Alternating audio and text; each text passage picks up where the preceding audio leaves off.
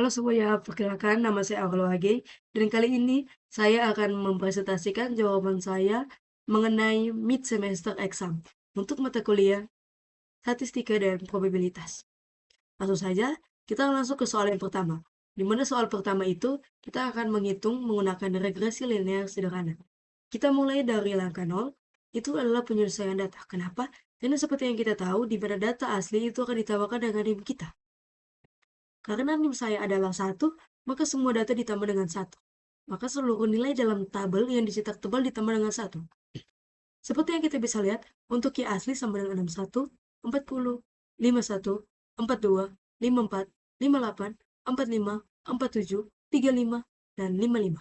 Seperti ya setelah ditambah dengan NIM saya yaitu plus 1, itu akan menjadi 62, 41, 52, 43, 55, 59, 46, 48, 36, dan 56.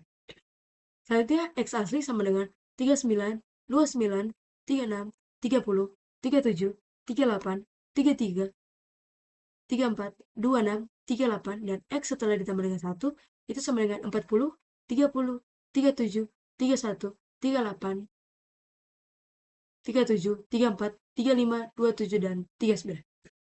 Oke, selanjutnya langkah yang pertama kita akan membuat tabel bantu atau tabel perhitungan lengkap.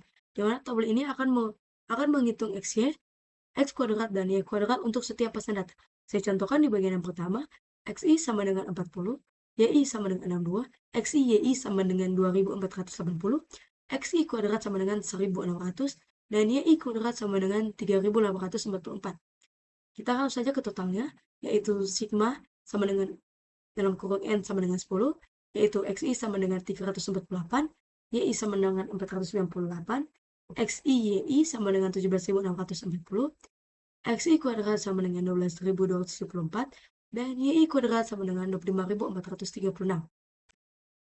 Oke, kita akan langsung saja ke bagian soal nomor 1, bagian A, di mana ini membahas koefisien regresi A dan B.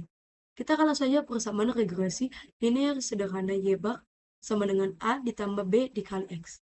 Seperti yang kita bisa lihat, rumus koefisien B slope, yaitu B sama dengan dalam kurung N dikali sigma XY dikurangi sigma X dikali sigma Y dibagi dengan dalam kurung N dikali sigma X kuadrat dikurang dengan dalam kurung sigma X kuadrat. Berarti ya, hitung pemilah atau numerator, di mana ini ada rumusnya, yaitu N dikali sigma XY. Seperti yang kita tahu, N-nya sama dengan 10, dan untuk sigma XY-nya ini sama dengan 17.640. Jadi hasilnya sama dengan 176.400.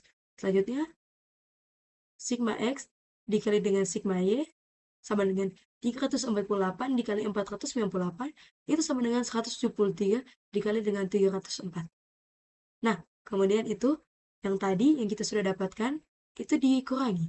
Jadi ini akan menjadi N dikali sigma X-nya dikurangi dengan sigma X dikali sigma Y. Seperti yang kita dapat tadi, 176.400 dikurangi dengan 173.304. Ini akan menghasilkan 3.000,96. Oke, selanjutnya kita akan langsung ke bagian hitung penyebut atau denominator, yaitu N dikali sigma X kuadrat sama dengan 10 dikali 12.274 atau sama dengan 122.740.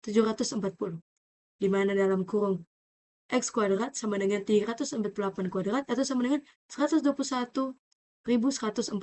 Di mana N dikali X kuadrat dikurangi dalam kurung X kuadrat itu akan menjadi 122.740 dikurangi dengan 121.104 atau akan menjadi 1.636. Di mana B akan menjadi 3.096 dibagi dengan 1.636 atau akan menjadi 1,8924. Berarti rumus koefisien A atau intercept. A sama dengan Y bar dikurangi dengan B dikali X bar.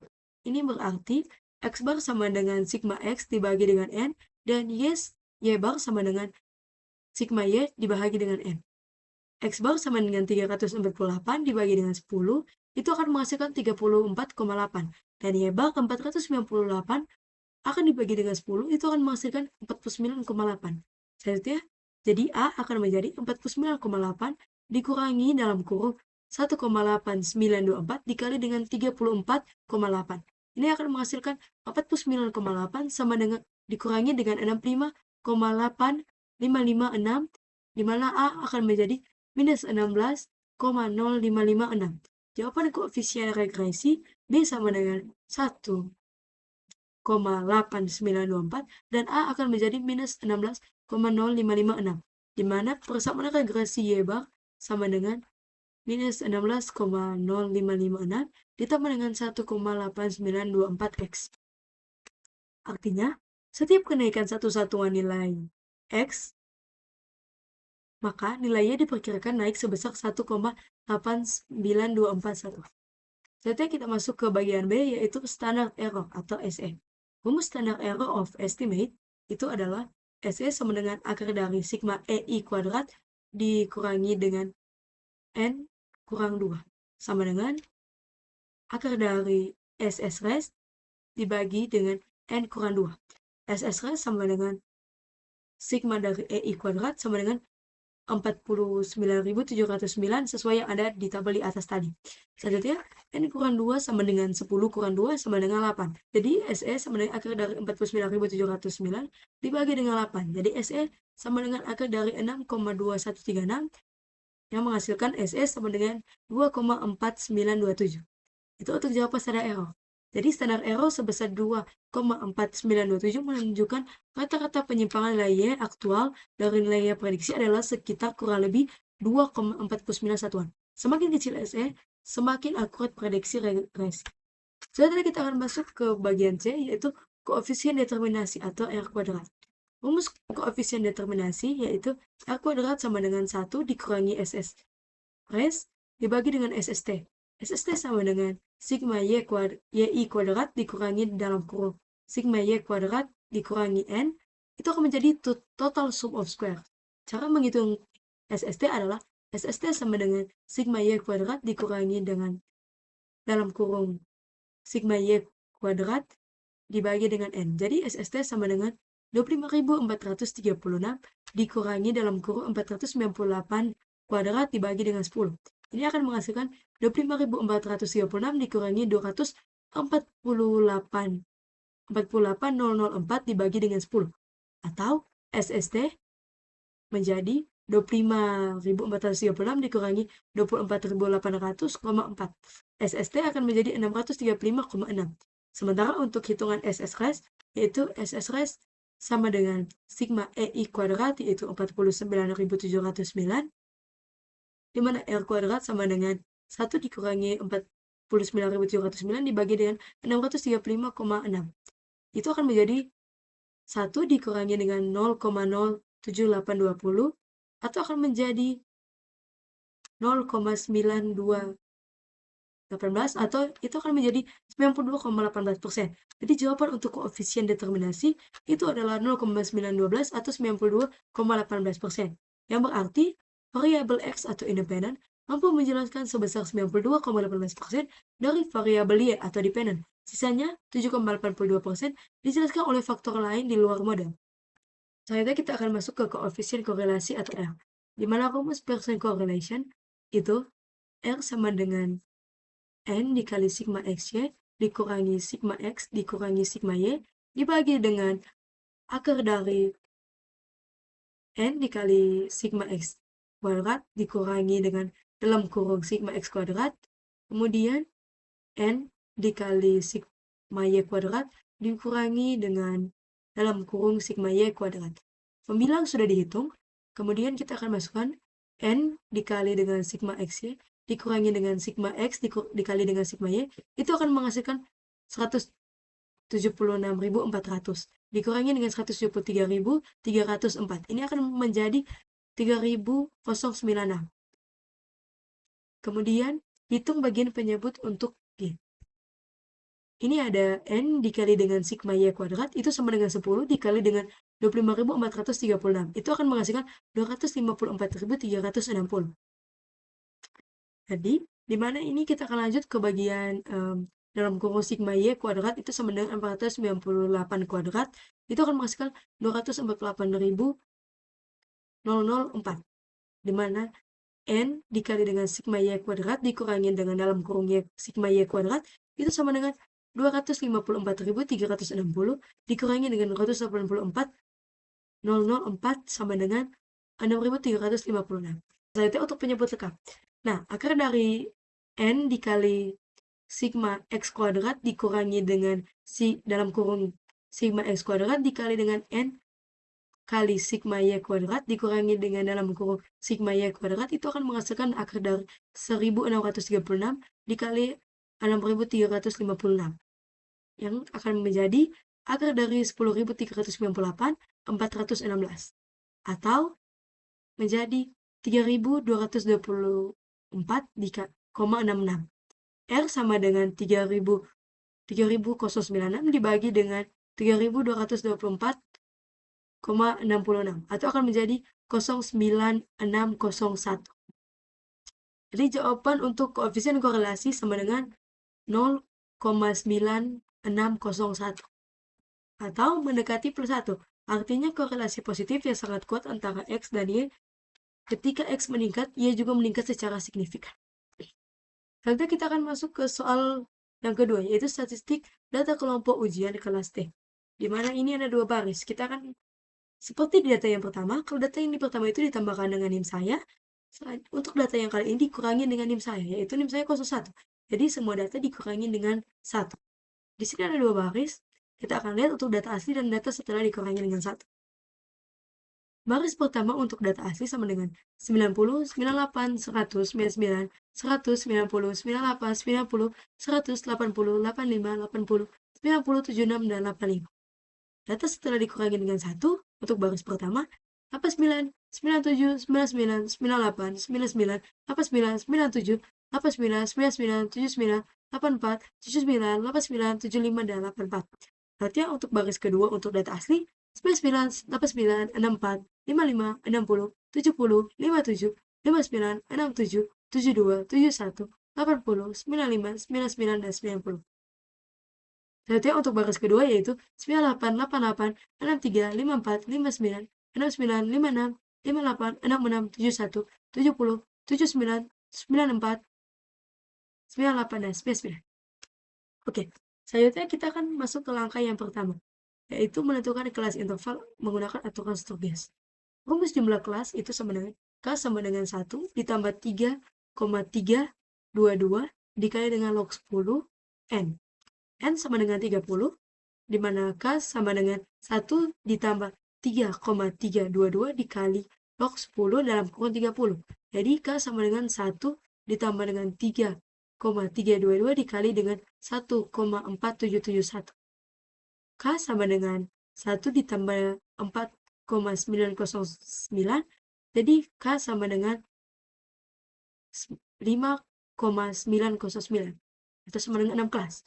Ini untuk keterangan awal, data maksimum itu sama dengan 99, dan data minimum itu sama dengan 54. Jadi range-nya sama dengan 99 kurang 54 atau 45.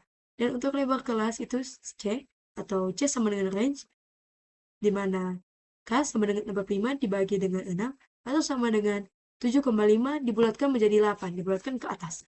Selanjutnya adalah tabel distribusi frekuensi lengkap. Nah, di sini kita bisa melihat ada kelas, interval, batas nyata, titik tengah, frekuensi, FI dikali dengan XI, kemudian XI dikurangi dengan X, dan XI dikurangi dengan X kuadrat, dan FI dikali XI dikurangi X kuadrat. Seperti yang kita bisa lihat, di sini ada totalnya untuk frekuensi itu 30, dan FI dikali XI itu sama dengan 2405,0, dan FI dikali dengan XI dikurangi dengan X kuadrat itu sama dengan 5289,47. Jadi rata-rata kelompok X itu sama dengan X sama dengan sigma dalam kurung FI dikali dengan XI dibagi dengan N. Jadi sama dengan 2405,0 dibagi dengan 30. Hasilnya menjadi 1,167. Oke, kita akan masuk ke nomor 2 untuk bagian yang pertama, yaitu rentangan range. Tadi sudah sempat dibahas, jadi kita akan langsung saja untuk rentangan range. Rumus rentangan reaksi itu adalah data maksimum dikurangi dengan data minimum. Data maksimum itu adalah 99, dan data minimum adalah 54. Jadi range-nya sama dengan 99 dikurangi dengan 54, yaitu 45. Jadi jawabannya untuk rentangan atau range adalah 45. Rentangan 45 menunjukkan selisih antara nilai ujian tertinggi dan terendah untuk kelas D adalah 45 poin. Simpangan baku atau standar deviasi, rumus simpangan baku data kelompok itu adalah S sama dengan akar dari sigma Fi dikali dalam kurung Xi dikurangi X bar kuadrat dan dibagi N kurang 1. Jadi sigma Fi dikali dengan Xi kurang X bar kuadrat itu sama dengan 2241,04 ditambah 982,21 ditambah 176,52 ditambah 0,66 ditambah 555,11 ditambah dengan 1333,93, di mana akan menghasilkan 5289,47. Di mana N tadi yaitu N kurang 1 itu 30 dikurangi 1 yaitu 29. Selanjutnya S kuadrat akan menjadi 5289,47 dibagi dengan 29. Itu sama dengan 182,395. Di mana S sama dengan akar dari 182,395 itu akan menjadi 13.505. Jadi jawaban untuk simpangan baku S itu adalah 13,505. Yang berarti rata-rata penyimpangan nilai mahasiswa dari min yaitu 81,17 adalah sekitar kurang lebih 13,5 poin. Oke, selanjutnya yaitu variasi atau varians. Nah, rumus variasi data kelompok sebenarnya sudah ada di tadi, tapi saya akan jelaskan lagi. Untuk rumus variasi data kelompok, S kuadrat sama dengan sigma Fi dikali dalam kurung Xi dikurangi X bar kuadrat dibagi dengan N kurang 1. Jadi, S kuadrat sama dengan 5289,47 dibagi dengan 29. Itu akan menghasilkan 182,395. Jadi, jawaban untuk varians atau S kuadrat itu sama dengan 182,395. Sesuai yang ada tadi. Oke. Jadi, varians mengukur seberapa tersebar data dari nilai rata-rata. Varians sama dengan simpangan baku kuadrat. Jadi, sama dengan 13.505 kuadrat itu sama dengan 182,395. Nanti kita akan masuk ke soal yang ketiga. Kita langsung saja untuk jawabannya. Yang pertama kita akan masuk untuk nomor 3 bagian A. Apa itu min, median, dan modus? Oke. Jadi min itu atau rata-rata, seperti katanya, min adalah nilai rata-rata dari sekumpulan data. Dihitung dengan menjumlahkan semua nilai, lalu dibagi dengan jumlah data. Contohnya, 4, 6, 8. Nah, untuk minnya, 4 ditambah 6 ditambah 8, itu kemudian dibagi dengan 3. Itu hasilnya 6. Kemudian median. Median adalah nilai tengah dari data yang telah diurutkan. Jika jumlah data genap, maka median adalah kata-kata dua nilai tengah. Data ganjil, nilai ke dalam kurung N ditambah 1 dibagi dengan 2. Kemudian data genap, rata-rata nilai ke N dibagi dengan 2 dan ke dalam kurung N dibagi dengan 2 plus 1. Contoh data, 3, 5, 7, 9, 11. Itu mediannya adalah 7. Kemudian, modus adalah nilai yang paling sering muncul dalam sekumpulan data. Data bisa memiliki lebih dari satu modus, atau bimodal, atau multimodal. Atau tidak ada modus sama sekali. Contoh data 2, 3, 3, 5, 7. Nah, modusnya di sini adalah 3, karena 3 yang paling sering muncul. Selanjutnya kita akan ke nomor 3 bagian B, yaitu metode chi-square, atau metode chi-kuadrat. Nah, chi-square itu digunakan untuk apa sih? Jadi, chi-square itu digunakan untuk 3. Yang pertama, uji independensi. Menguji apakah dua variabel kategorik saling berhubungan atau tidak. Misal hubungan jenis kelamin dengan pilihan jurusan. Kemudian, uji goodness of fit. Mengukur apakah distribusi data sampel sesuai dengan distribusi yang diharapkan atau teoritis. Kemudian, uji homogenitas. Menguji apakah seberapa kelompok populasi memiliki distribusi yang sama. Rumus dasar chi-square itu adalah X kuadrat sama dengan sigma dari dalam kurung O dikurangi dengan E kuadrat dibagi dengan E, di mana O sama dengan frekuensi observasi dan E sama dengan frekuensi ekspektasi. Berarti yang nomor 3 bagian C, yaitu scatter diagram hubungan dua variabel. Nah, seperti yang kita lihat untuk di sini ada contoh gambarnya, korelasi sempurna, korelasi kuat, dan tidak berkorelasi.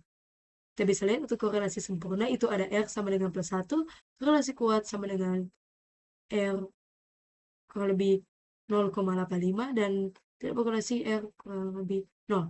Nah, penjelasan scatter diagram di bawah ini itu adalah untuk nomor 1, berkorelasi sempurna, R sama dengan 1 atau minus 1. Semua titik data jatuh tepat pada satu garis lurus. Jika X naik, Y naik secara persis proporsional, hubungan ini sangat jarang terjadi di dunia nyata. Artinya untuk dua berkorelasi kuat, R mendekati plus 1, misal 0,7 sampai 0,9. Titik-titik data tersebar di sekitar garis trend. Namun pola kenaikan atau penurunan tetap jelas terlihat. Inilah hubungan yang paling sering ditemukan dalam penelitian sosial dan sains. Kemudian, 3. Tidak berkorelasi atau R kurang lebih 0. Tidak tersebar secara acak tanpa pola apapun. Perubahan pada X tidak memberikan informasi apapun tentang nilai Y. Garis tren mendekati horizontal. Oke, itu saja untuk presentasi dari saya, yaitu ARLWG dengan NIM 250211010001. Terima kasih. Jika ada kesalahan, mohon maaf. Terima kasih.